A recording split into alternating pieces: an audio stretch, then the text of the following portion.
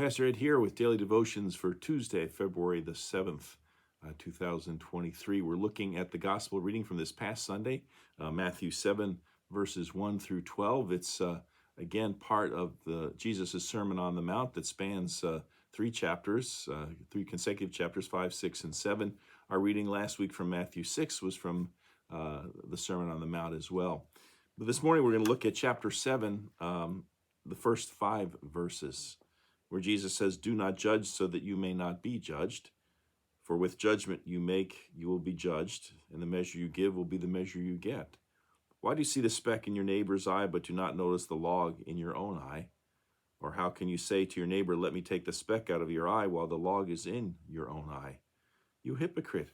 First take the log out of your own eye, and then you'll see clearly to take the speck out of your neighbor's eye. Do not judge so that you may not be judged."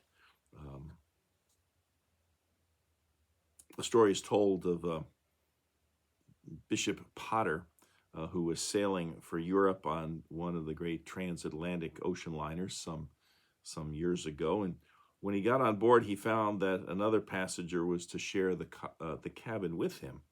And after going to see the accommodations, he came up to the purser's desk and he inquired if he could leave his gold watch and other valuables in the ship's safe. He explained that ordinarily he never availed himself of that privilege, but he had been to his cabin and he had met the man who was to occupy the other berth. And judging from his appearance, he was afraid that this other person might not be a very trustworthy person. Well, the purser accepted the responsibility for the valuables and remarked, "It's all right, Bishop.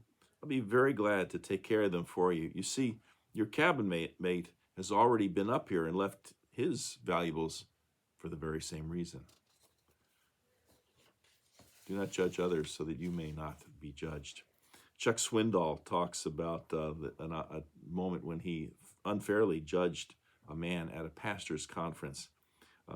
He tells an experience where he was at this pastor's conference where he would be speaking, and the first day there was a man who approached him and said how greatly he had looked forward to hearing Dr. Swindoll speak and how delighted he was to now finally be able to realize that desire. Well, that evening, Swindoll noticed that the man was sound asleep only a few minutes into his sermon. And Swindoll thought to himself, well, perhaps he was tired after a long day's drive, couldn't help himself. But this continued to happen night after night. And Swindoll soon started to become a little bit upset in his own spirit with this man. And on the last night, the man's wife came up and apologized for her husband's inattention to the messages. She then explained that he had recently been diagnosed as having terminal cancer, and the medication he was taking to ease the pain had made him extremely sleepy. But it had been one of his lifelong ambitions to hear Dr. Swindoll speak before he died, and now he had fulfilled that goal. How small Swindoll must have felt at that moment.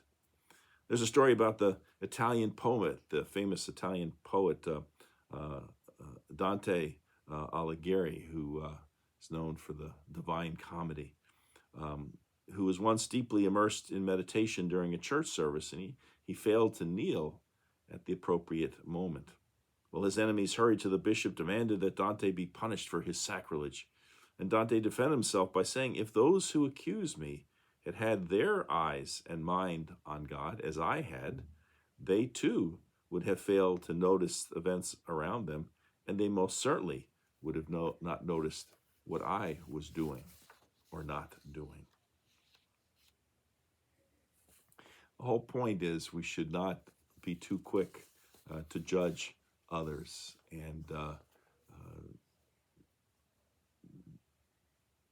not recognize our own problems and faults.